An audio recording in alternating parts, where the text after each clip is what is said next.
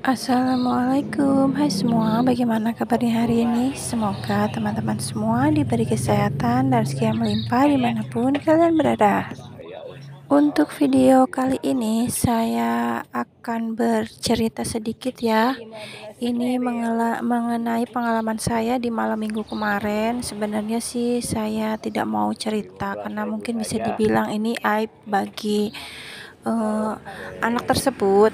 Tapi terkadang saya itu tidak habis pikir ya, kenapa di saat anak berbuat salah justru orang tua bukannya memberi nasihat atau apa, justru mereka itu memberi dukungan ke anak tersebut, atau bisa dibilang orang tua dari anak tersebut membela mati-matian anak tersebut kalau mereka itu tidak bersalah. Jadi karena insiden tersebut saya ingin berbagi cerita ke kalian, dan kalau bisa sih meminta pendapat ya, bagaimana ke depannya agar tidak terulang kejadian yang sama seperti yang saya alamin di saat malam minggu kemarin.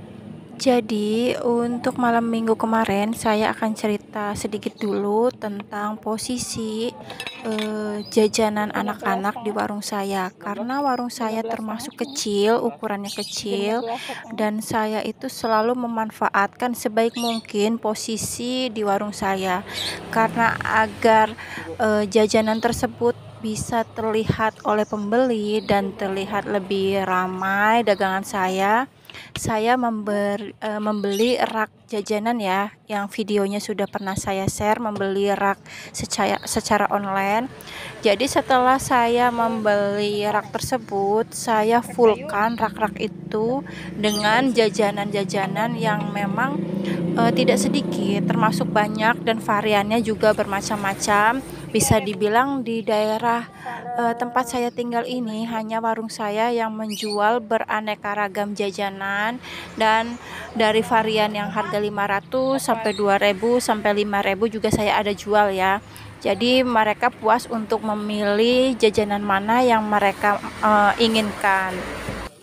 Jadi setelah saya memasang rak tersebut untuk penjualan jajan saya atau jajanan anak-anak, lumayan ramai ya, bisa dibilang itu tidak ada hentinya. Anak-anak itu setiap hari datang ke warung saya. Kadang itu beberapa menit sekali selalu aja anak-anak itu jajan dan milih sendiri. Saya itu selalu memberi kepercayaan untuk anak-anak yang di komplek tempat saya tinggal itu untuk memilih jajanan mereka sendiri. Karena apa? Karena saya menyewa tempat untuk usaha ini, bisa dibilang komplek ini adalah komplek untuk penduduk yang bisa dibilang 99% itu lulusan pesantren. Saya tidak merendahkan ataupun tidak bilang ya lulusan pesantren itu jelek atau gimana. Cuma ini pengalaman pribadi saya, karena bisa dibilang justru penduduk-penduduk di daerah saya ini tidak bisa dipercaya menurut saya pribadi ya, tidak tahu kalau untuk orang lain.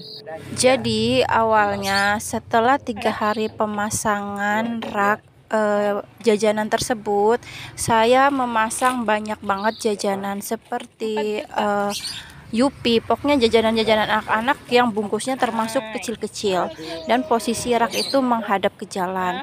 Otomatis karena etalase saya termasuk tinggi, jadi kadang kalau saya melihat anak-anak kecil itu memilih, saya biarkan aja. Nanti kalau dia menanyakan harganya, baru saya jawab.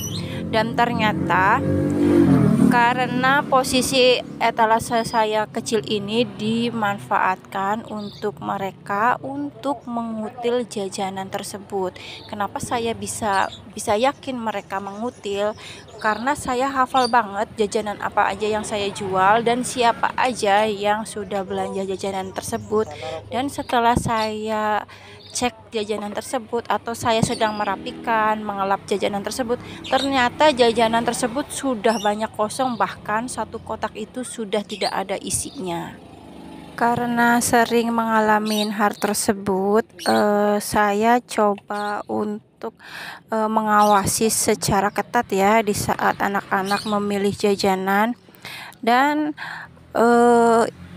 ketahuannya itu di saat sore hari ya, menjelang maghrib itu lagi lumayan banyak pembeli, dan anak-anak tersebut itu datang ke sini sekitar 5 anak. Dan asal kalian tahu ya, mereka itu anak-anak perempuan sekitar kelas 1 SD, dan mungkin yang paling besar mungkin ya itu kelas 2 atau kelas 3 SD. Jadi yang 4 itu masih kecil, yang 1 itu sudah dibilang ya anak-anak umur segitulah, anak kelas 2 SD-an.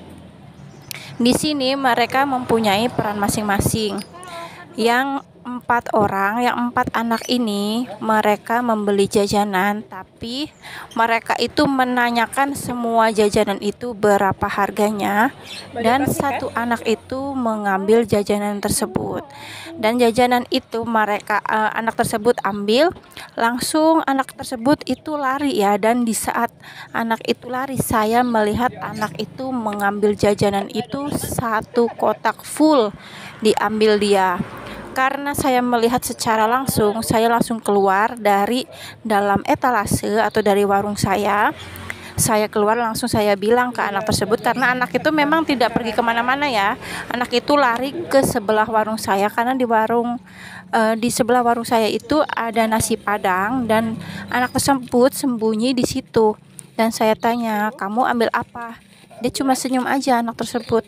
Terus saya lihat tangannya disembunyiin. Saya tanya, itu yang di belakang apa? Sekali saya paksa-paksa, ternyata anak-anak itu mengambil jajanan mie kremes 1 dus. Dan saya bilang, kembalikan, tidak, kamu masih kecil, tidak boleh seperti itu. Jadi anak itu tidak ada ngomong, tidak terlihat takut atau ngomong minta maaf atau sebagainya, tidak ada ngomong seperti itu. Jadi anak tersebut kembalikan lagi jajan tersebut langsung. Setelah saya bilang, kamu masih kecil, jangan dibiasain seperti itu, tidak baik, saya bilang gitu kan. Dan anak itu langsung pergi aja, tidak ada ngomong apa-apa, dan tidak ada raut ketakutan ataupun menyesal. Jadi di situ saya biarkan aja. Dan 4 anak yang tadinya mau beli, mereka tetap beli, hanya mereka itu beli 1.500. Kejadian ini berlanjut ya, karena anak tersebut tidak jadi ketahuan ngambil jajanan di tempat saya.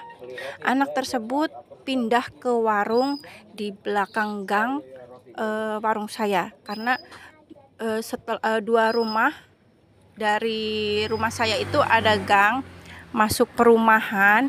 Di situ juga ada warung, hanya warung itu menyetok jajanan itu di pinggir ya, maksudnya tuh di pinggir jalan persis.